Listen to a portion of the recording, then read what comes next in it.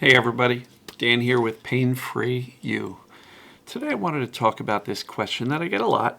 I get a lot of questions. So how do you stop the symptom imperative? And I'll define that in a minute, but let's start out first with relaxed. Smile, drop your shoulders. Nice slow deep breath. Exhale it all the way out. Breathe in the calm, exhale the chaos. Breathe in the clarity, exhale the doubt. So symptom imperative is a term that was coined decades ago, I believe by Dr. Sarno. And what my interpretation of that is, it's that when one symptom starts to settle down or goes away, another one shows up in its place. Now, there's a lot of people who interpret what that means. They've got a whole bunch of theories.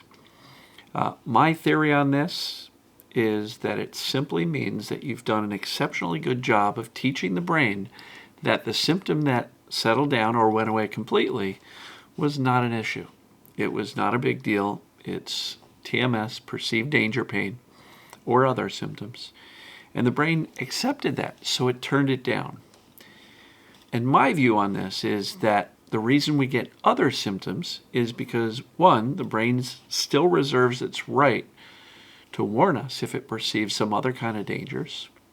So I think what happens is the brain says, okay, Dan, got it. You're back, sciatica. It's TMS, it's perceived danger. Nothing wrong there. But for many of us, we still have a brain that's highly vigilant, always on alert, looking out for danger. And what happens in a highly vigilant system that's analyzing every sensation from the body, everything that's going on around us, the brain oftentimes goes, yeah, I get it, Dan, your back's fine. But what about that? What about your neck? What about your knee? What about your foot? What about? And that's how we can get the symptom imperative. Now, in some cases, some people will say, yeah, but my original symptom didn't go away, but I got a second or a third or a 10th symptom. What's up with that? Okay, well, again, the brain reserves a right to protect us from anything it perceives as dangerous. So in a system that's highly alert, highly vigilant, there's a lot of, I'll say, OCD type of awareness of our motor sensory sensations.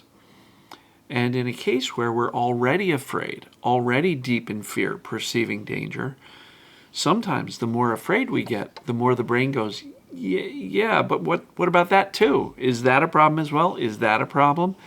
It can affect immune system. It can affect digestion. That doesn't mean these systems are broken. It just means they're temporarily suppressed while the brain is perceiving danger when you are in the fight or flight response. So if your symptoms are multiplying or one symptom's going away but another system pops up, let's keep looking at it under the umbrella of perceived danger. And a symptom imperative, it simply means you've done a good job of teaching the brain that the original symptom was no big deal, but it said, what about that?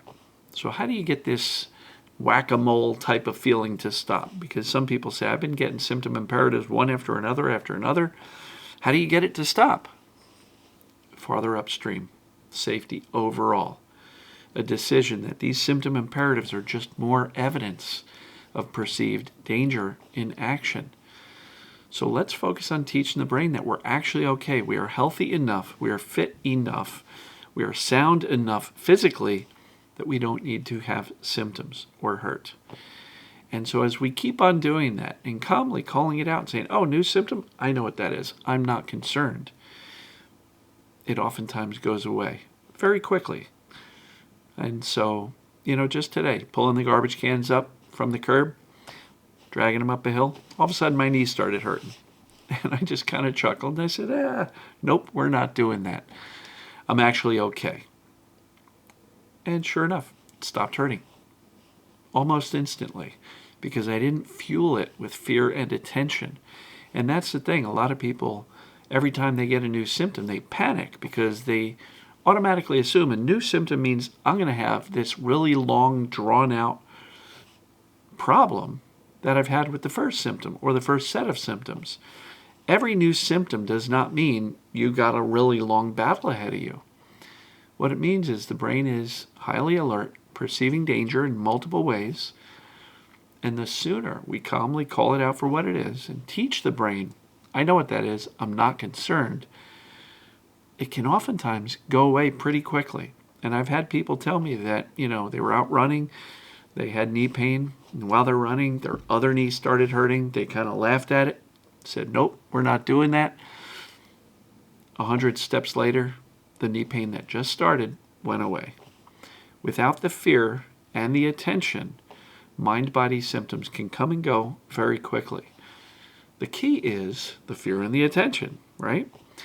And so the goal is, let's focus on safety at a very high level, go farther upstream instead of trying to whack symptoms one at a time.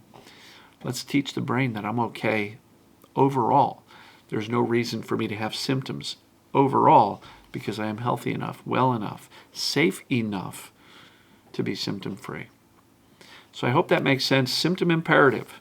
It's not a reason to panic. It's a reason to go, I know what that is. Calmly respond, show little to no concern, and these symptom imperatives can go away a lot quicker than you realize. So keep doing that. Focus on safety at a high level, and pretty soon all the symptoms can be gone. So hope this made sense to you folks who wonder about the symptom imperative and are tired of playing whack-a-mole. So as always, folks, we'll see you tomorrow. Love you, and we'll talk soon. Take care.